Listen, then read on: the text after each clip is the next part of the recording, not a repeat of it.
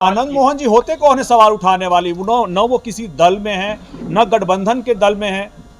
ऐसे लोगों के सवालों का जवाब हम लोग नहीं देंगे। हर आदमी जो एक सवाल करेगा हमारे राष्ट्रीय अध्यक्ष पे, उसका जवाब देना हमारी तरफ से जरूरी नहीं, औचित्य नहीं बनता है। अभी तेजस्वी यादव जी ने क्या कहा है सदन में प्रतिपक्ष नेता के तौर पे? सबसे पहले तो खुशी की बात यह है कि प्रतिपक्ष के नेता सदन में मौजूद हैं और जनता की आवाज को रख रहे हैं। चिराग पासवान जी की महत्ता अगर प्रधानमंत्री श्री नरेंद्र मोदी जी समझ रहे हैं, माननीय मुख्यमंत्री श्री नीतीश कुमार जी समझ रहे हैं और गठबंधन के अन्य दल सब समझ रहे हैं, तो मुझे किसी एक पार्टी के एक प्रवक्ता पे कोई प्रतिक्रिया नहीं देनी है। हम लोगों ने झारखंड में जो डिफिकल्ट, टफ, कठिन चुनाव था, उसमें भी अगर हम लोगों ने अच्छे मार्जिन से जीत हासिल की, यानी कि इस चीज़ की काबिलियत और योग्यता हम में थी और इसीलिए चिराग पासवान जी ने बिहार चुनाव 2025 के लिए भी हमारी इस टीम को इसका प्रभार दिया है। परिवार का होना एक आपके लिए एक एडवांटेज हो सकता है। दरवाजा खुल सकता है, दरवाजा खुल सकता है, लेकिन आपको अपनी योग्यता अपने रिजल्ट से साबित करनी पड़ती है, जो हम लोगों ने झारखंड में साबित किया है। झारखंड के विधानसभा चुनाव में जो हमारी पार्टी लोक जनशक्ति पार्टी रामविलास को एनडीए गठबंधन में एक सीट लड़ने की जिम्मेदारी मिली थी, एक प्रभारी के तौर पे इस कठिन परिस्थिति में भी हम लोग उस सीट को एक बड़े अच्छे मार्जिन से जीत करके आए हैं और वहाँ जीत हासिल करने के बाद हम लोगों ने क्या क्या चुनाव के मद्देनज़र वहाँ रणनीतियाँ तय की थी, हम लोगों ने किस तरह से कार्यक्रम को किया था और चुनाव लड़ने के लिए जो भी नीतियाँ तय की गई थी, उसकी जो सफलता हुई है, उसके मद्देनज़र हमारे राष्ट्रीय अध्यक्ष और केंद्रीय मंत्री श्री चिराग पासवान जी ने बिहार में भी आने वाले विधानसभा चुनाव 2025 के मद्देनज़र यहाँ का प्रभार सौंपा है। संगठन और चुनाव दोनों को लेकर के मेरे साथ सह-प्रभारी चुनाव राजेश वर्मा जी हैं और सह-प्रभारी संगठन कुमार सौरभ सिंह जी हैं। दोनों के अलग अलग दायित्व संगठन को लेकर के और चुनाव को लेकर के राष्ट्रीय अध्यक्ष जी ने तय कर दी है।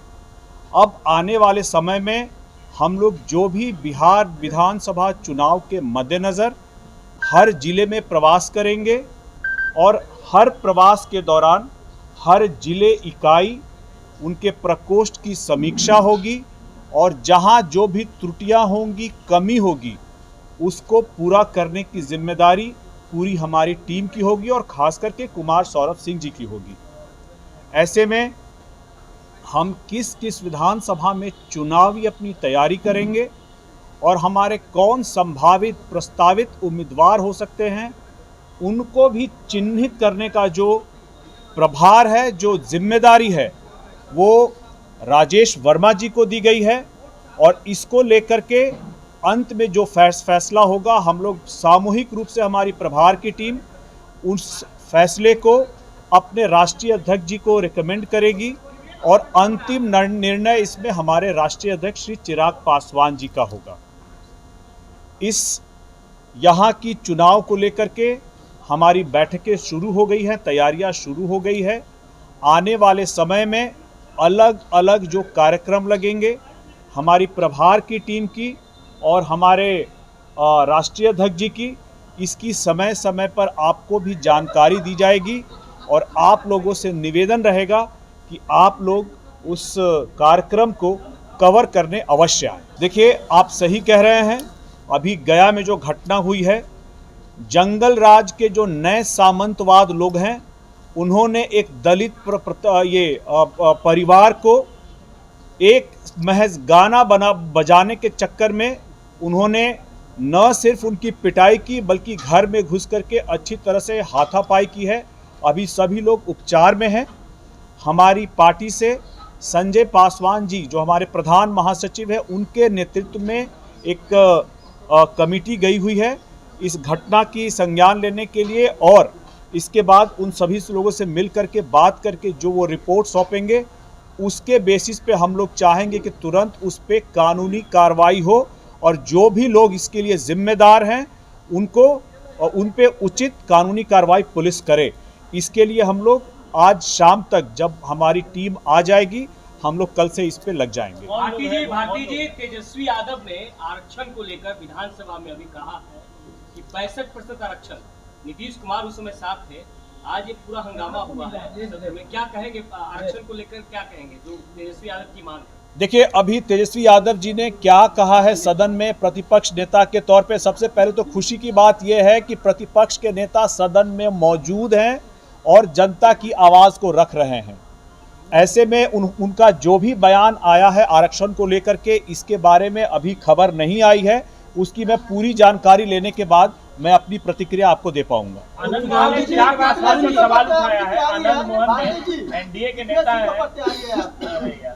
सीटें हम कितनी तैयारी करें, कितने सीटों पे हमारी तैयारी रहेगी, ये बातें हम लोग, हमारा इंटरनल रहेगा। फिलहाल हमारी तैयारी रहेगी, लेकिन जब तक गठबंधन में सीटों का बंटवारा नहीं हो जाएगा, आपस में बातचीत करके तय नहीं हो जाएगा, जब ये तय होगा तो आपको इसकी जानकारी दे दी जाएगी। आनंद मोहन ने सवाल उठाया है चिराग पासवान पर। आनंद मोहन जी होते कौन है सवाल उठाने वाली? न वो किसी दल में है, न गठबंधन के दल में है। ऐसे लोगों के सवालों का जवाब हम लोग नहीं देंगे। मेरे ख्याल से प्रवक्ता हमारे सौरभ सिंह जी ने जवाब दे दिया है, इसके आगे हम लोग को कुछ नहीं कहना है। सवाल उन्होंने उठाया है। कोई गंभीर सवाल नहीं है। गंभीर सवाल क्या है इसमें? न वो दल के हैं। एक हर आदमी जो एक सवाल करेगा हमारे राष्ट्रीय अध्यक्ष पे, उसका जवाब देना हमारी तरफ से जरूरी नहीं, औचित्य नहीं बनता इसका। ऐसा कहा क्यों? मुझे नहीं पता क्यों कहा है, वो उन्हीं से आप जाके पूछेगा। इस पे हमारी तरफ से प्रतिक्रिया आपको दे दी गई है। अरुण जी, परिवारवाद पे हमेशा से सवाल खड़ा होता रहा है तेजस्वी यादव पे या कांग्रेस पे, लेकिन आप भी जो है वही काम कर रहे हैं, चुनाव प्रभारी आप बन गए। क्या लोजपा रामविलास में और कोई नेता नहीं था जिनको चुनाव प्रभारी बनाया जाए, उसी पदों पे रखा जाए? आपका सवाल बिल्कुल सही है और सटीक है। चुनाव प्रभारी उन्हीं को बनना चाहिए जो पूर्व में अपने कार्यकलाप से, अपने परफॉर्मेंस से, अपनी रणनीति से, पार्टी के अध्यक्ष द्वारा तय की गई नीतियों के हिसाब से काम करके रिजल्ट देने का काम किया हो। हमारी पार्टी में जब मुझे झारखंड का प्रभारी बनाया गया था, उसके बाद से जो रणनीतियां, पार्टी की नीतियां, कैसे कार्यक्रम लगेंगे और इन सब विषयों पे हम लोगों ने झारखंड में जो डिफ़िकल्ट, टफ, कठिन चुनाव था, उसमें भी अगर हम लोगों ने अच्छे मार्जिन से जीत हासिल की, यानी कि इस चीज़ की काबिलियत और योग्यता हम में थी। और इसीलिए चिराग पासवान जी ने बिहार चुनाव 2025 के लिए भी हमारी ही टीम को इसका प्रभार दिया है। परिवार का होना एक आपके लिए एक एडवांटेज हो सकता है, दरवाज़ा खुल सकता है, दरवाज़ा खुल सकता है, लेकिन आपको अपनी योग्यता अपने रिजल्ट से साबित करनी पड़ती है, जो हम लोगों ने झारखंड में साबित किया है। आप अब जेपीसी पे मैं आपको बता दूं, जेपीसी पे भी उन्होंने मुझे इसलिए भेजा क्योंकि हमारे जितने भी हमारे हम लोग मुश्किल से 4 सांसद हैं जो हर कमेटी में जा सकते हैं। हमारे बाकी 3 सांसदों को अलग अलग कमेटी में पहले से ही प्रभार मिल गया था, इसीलिए उन्होंने मुझे भेजा।